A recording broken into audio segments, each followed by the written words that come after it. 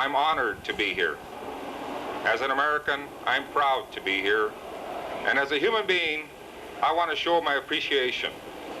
My appreciation to the courage that a black man showed when he saw injustice and struggled to correct it. As an American, he saw a country torn apart because of prejudice, and he moved to mend it. I want to show my appreciation to that human being who showed courage when he struggled to take me to the mountaintop, when he had the courage to show me the vision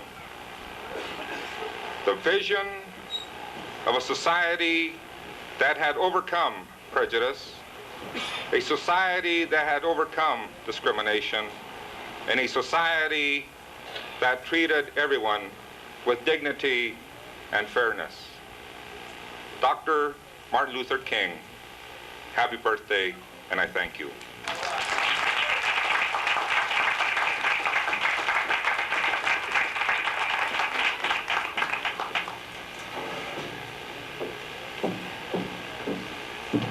Ladies and gentlemen, Mr. Clay Dix, Arizona State University.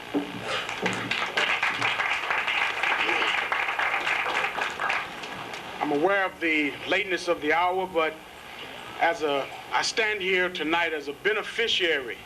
Most of you are familiar with insurance policies.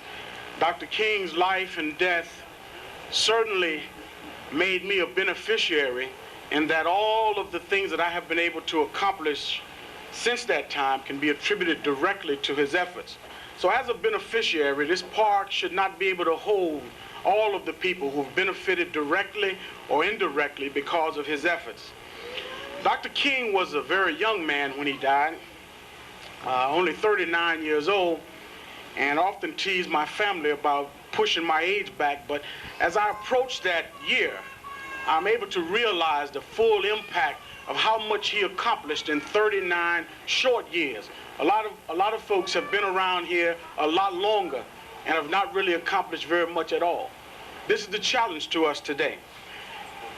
As a beneficiary, I'd like to sum up just a few views that I have reflected on all morning and yet this afternoon, and then I'm sure we'll be on our way. Internationally, in the world situation, what Dr. King realized in just a few words was that people everywhere want to be free. Dr. King knew this. He had grasped this understanding that people everywhere, all over the globe, want to be free. And he knew that the greatest threat to our survival as a people dealt with people's needs to oppress, to conquer, to rule over, and to deny other people that freedom. He knew that as a visionary, he knew that it was no longer going to be the superpowers, Russia and the United States, dealing with the destruction of the world, but that by this time, today, 31 nations would have the capacity to start the nuclear war that will wipe out civilization as we know it. Dr. King knew this, so he was against war at that time. He was aware that one mistake by any leader of one of those 31 nations could trigger a series of events that would wipe out civilization.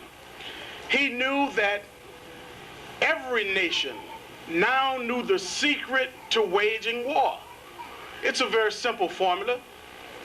All you have to do is declare your position as right. We are right in this issue. Secondly, you need only to invoke God's blessing and make it God's ordaining of your war. And thirdly, go to war. This motto is being followed by small nation after small nation as we stand here tonight. It's a very simple formula. It worked when only the superpowers could carry out the destruction of the world. Dr. King confronted the need for power and recognition and the need to be number one. This idea of being first, if you can remember some of his earlier speeches, he talked about being first and being number one as a very human and normal kind of gesture. But what he warned us was that the perversion of this, the taking it too far, this press to be first, could lead to the destruction of our civilization. What Dr. King knew was that, which our present leaders do not seem to be able to grasp, is that the power and being first in the world is not in nuclear warheads, but in the heads of people. Dr. King knew this, and that in those heads, people would be striving to be first in love, first in generosity, and first in moral excellence. Dr. King laid out this pattern for us, and in doing so, he reordered and redefined what being first is all about. So as this nation struggles in Congress and its budgets and its nuclear armaments, it is struggling to be first through an approach that Dr. King and others have known for many, many years, that is not the way to be first. He says, if you want to be first, if you want to be great, then he who is greatest among you shall be your servant. So that serving becomes the method through which a person achieves greatness. A gentleman visiting the United States about 2 weeks ago came to Arizona State University, and he was concerned during his tour. He had visited several cities throughout the country. His concern was, what is the current condition of Black Americans, Native Americans, Hispanics, but primarily, what is the condition of Black America? And I was called in to sit in on a discussion with him, international visitor, and his questioning was related to America's true greatness will come when Black people and brown people and red people are allowed to participate freely in the society. So he came to check up on us, see if we were really a threat, see if we could really claim ourselves the #1 nation in America. Finally, Dr. King had national impact in that he was the emancipator. He freed America up from the need to maintain a dual system. Some have called it separate but equal, but it clearly was not equal. But it was a dual system. Dr. King accomplished voting rights and open housing and employment opportunities and affirmative action and many political gains. But his greatest single accomplishment in America has to be the fact that he raised the moral consciousness of this nation. He called God's people to question oppression, racism, sexism. Dr. King shifted the focus from why we must help the less fortunate. Dr. King said we must focus not on what will happen to us if we help, such as the high cost of housing or health services, but he focused the emphasis on what will happen to the less fortunate if we don't help. This diametrically is opposite to what this current administration is all about. It has us believing that we must be concerned about cost of providing these services to the less fortunate. This administration clearly is committed to a survival of the fittest mentality, which has as a premise that to help the poor and the less fortunate somehow weakens the fiber of the nation. That a nation becomes strong in adversity, the kinds of things that we're going through now, raging unemployment and idleness and alcohol and so forth, somehow makes us strong. Dr. King was opposed to this because he saw this as clearly blaming the victim, placing further weight upon those who could least carry such a heavy load. Finally, for those of us who are Black tonight, Dr. King, the prophet, gave us a warning, and at the time, those of us who were around had to be puzzled how Dr. King, on the morning of liberation, on the morning of freedom, would caution us about we have some difficult days ahead. To those who were around at that time, the question had to be, how could the days ahead be more difficult? We now have the vote. We now have affirmative action. We now have open housing. We now have the Civil Rights Act. But as a prophet, I'm sure Dr. King knew that there would be a price to pay for this freedom. Dr. King saw as a prophet and a visionary the breakup of the Black family, I'm sure he saw the loss of our heritage and history, which would no longer be taught to our young people. I'm sure he knew that America would go into a third revolution in its lifetime, one that would shift from agrarian society where slaves and strongbacks were important into a second revolution, which was the Industrial Revolution, which needed labor to work in industry, in steel mills and auto industry. But Dr. King saw this third revolution that we're witnessing today, the shift toward technology and communication. He must have known that in that shift, no longer would an individual without technical skills and college degrees and ability to perform in the business world be allowed to pursue the American dream. Dr. King must have seen that the inner city would be abandoned by those of us who had been the beneficiaries of his efforts, that we would leave behind our brothers and sisters who were no longer able to compete due to lack of education or opportunity. It's ironic today that as we stand in the midst of a paradox, while at the same time we can have a black astronaut, a black Miss America, black elected officials in major cities, councilmen, and even a black presidential candidate, that we stand with unemployment numbers that are too atrocious to even begin to deal with, that our health problems mirror those of the pre-60s civil rights period. But one thing in closing that I'm glad Dr. King didn't do was leave us right there.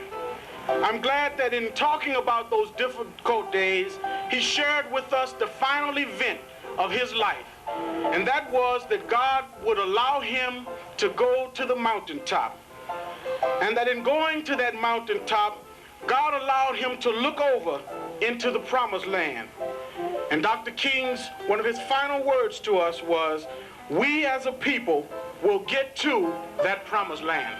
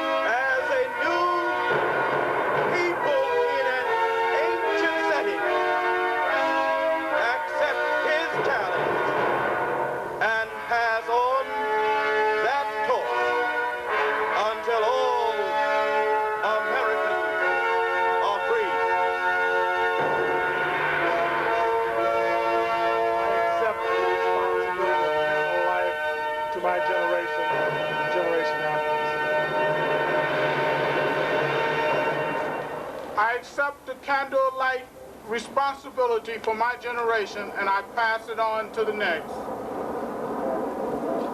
I accept the responsibility of the candle of the light for those in my generation and my generation after.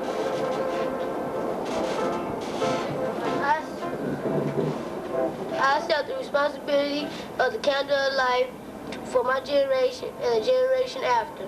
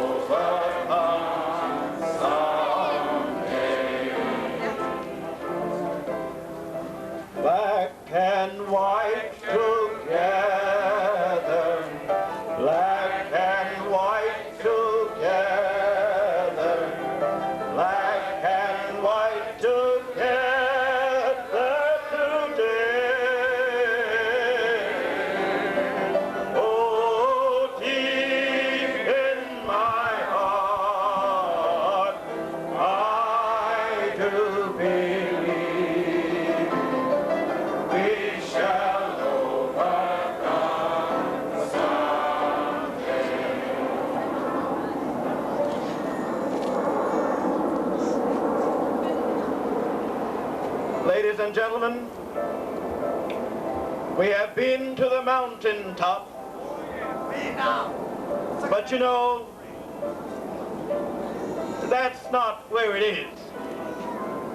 The action is down in the valley where the people of God are crying, where the people of God are suffering. Go into the world and in peace, love and serve the brothers and the sisters, and the peace of God will go with you to keep you until we meet again.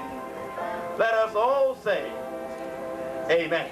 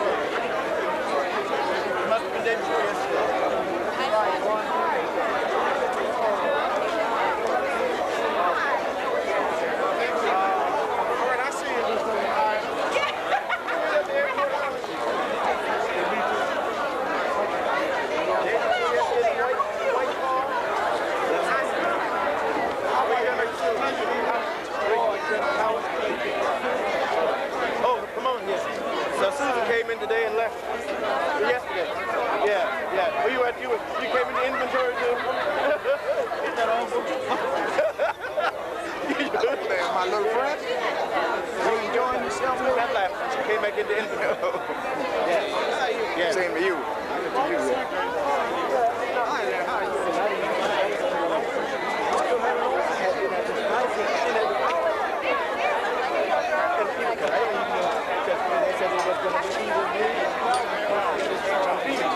And when this is what I said, well, Calvin, I just when they were talking to the last speech, this is really going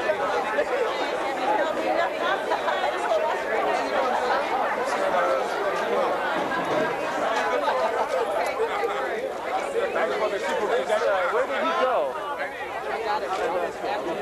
Your palace in Israel. In Israel. I say in Jerusalem. Yes, I've been in Jerusalem. And that's a very interesting. A friend of mine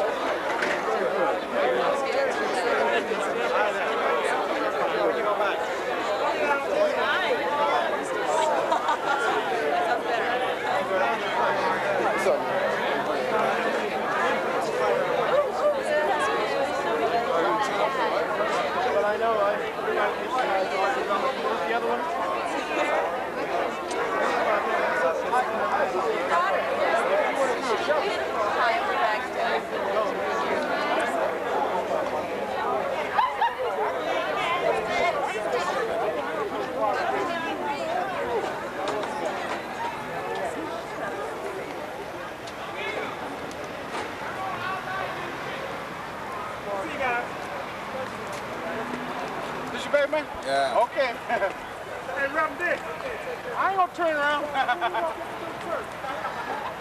Connie, Connie. You can't flip me over, you know. Say bye. Oh, it's this way. Baby, what should I do about this? What's up? Connie.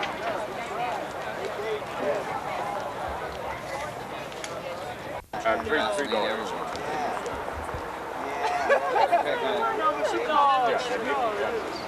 That's the only grandkid. Okay, bye-bye. Fabricated story. Man, I tell you. How you doing? All right, how you doing? Great. Great.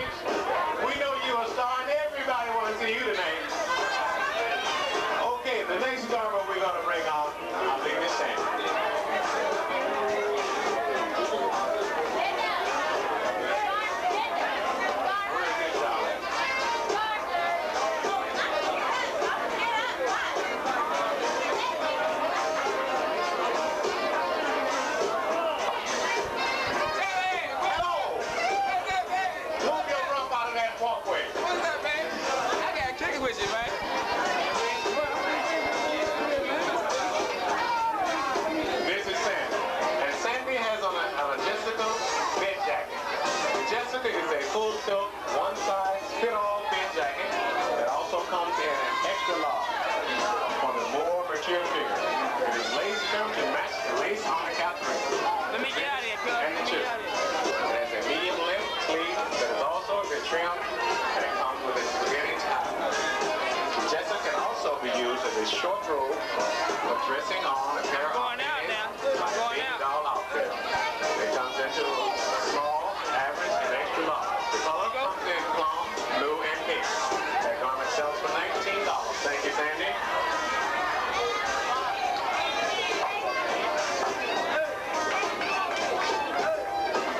Would y'all kind of, gentlemen, would y'all kind of keep that walkway there, kind of, just so they can get back and forth? I appreciate it.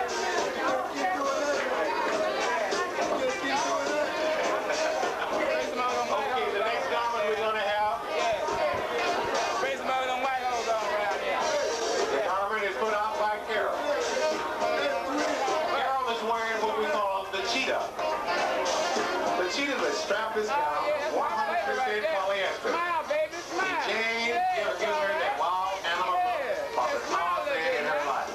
It comes in a journal cut with 54-inch length, enchanted by a small slit up the side. It comes in a small, medium, and large, and the cheetah sells for $20.50. Thank you, Carol. Yeah, thank you, baby. Really my pleasure.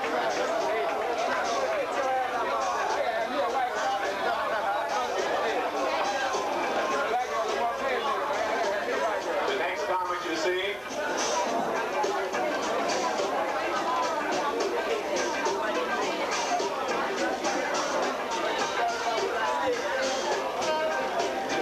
Bring some snow on, child.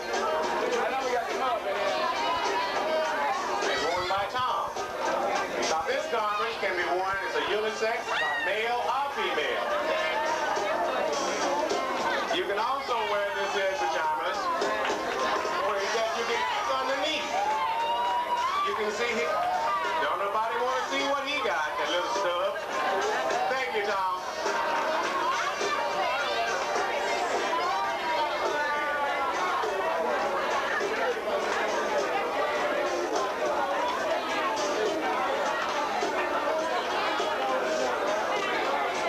Okay, the next garment we'll have, you'll see.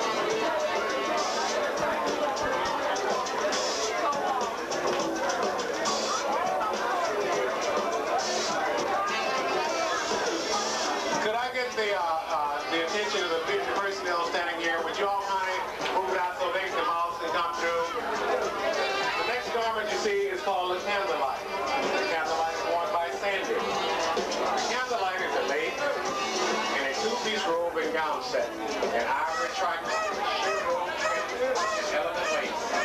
The lace also comes with the York, rising to the form of a queen and collar. The robe is closed with pearl buttons and satin bows. This robe could work over beige, chemise, a beige French teddy, or a very sexy look. It comes in the colors of ivory, sizes small, medium, and large, and a garment sells for $42. Thank you, Sandy.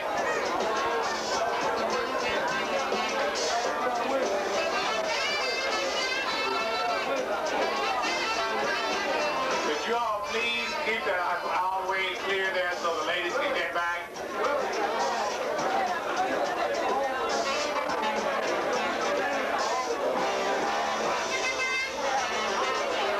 Can we keep that walkway clear, please?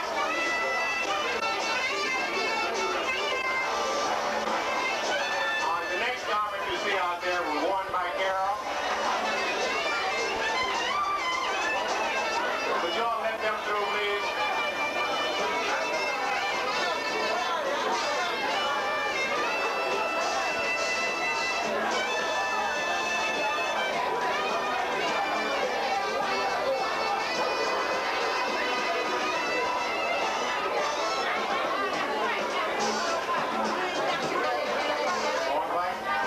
It's Carol. Carol is called the cotton candy.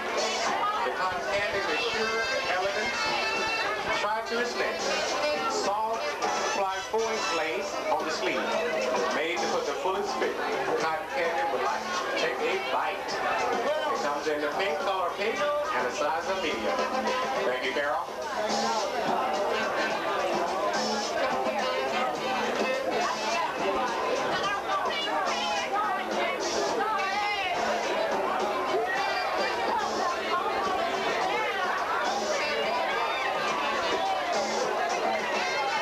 The next garment you see is being modeled by Tom.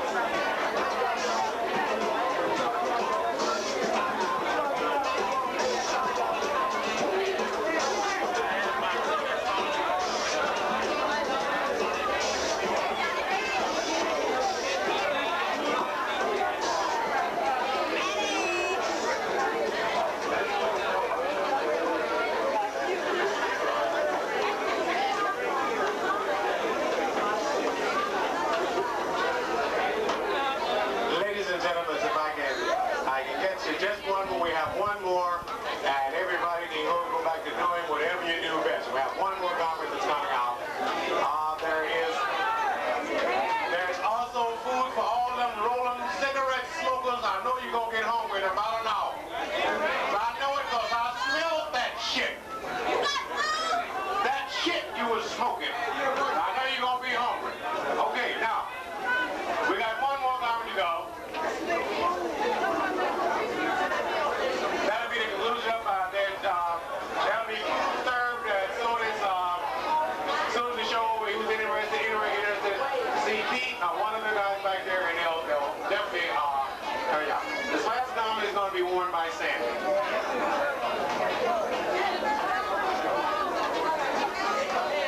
Sandy is wearing what was a Clio. The Clio is the true figure answer to the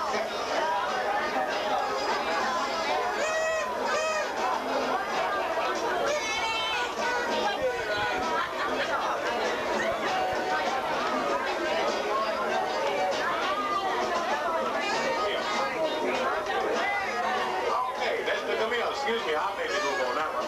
The Camille is ended up. It's both red and black. The garment comes in two colors, and it can be worn in two distinct different ways. When you tie the hash across the body, it gives you a full look to a small body and a small support for your full waist. The Camille can be tied in the front, on the back, low, or in a roll. The four legs give this jumpsuit a shirt look for the female look.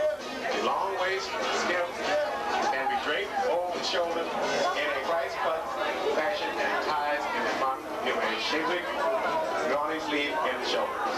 That garment is worn by Sandy. Thank you, Sandy. Thank you, ladies and gentlemen, for all of your patience and courteous kindness. Any of y'all interested, y'all can go back to Boogie because I'm going to turn it back over to Mike. Thank you all very much for the time, your patience, and your true understanding. Thank you very much. Thank you, Gray Fox. Let's give him a hand. Gray Fox, Beauty Salon, and all the models. And let's jam.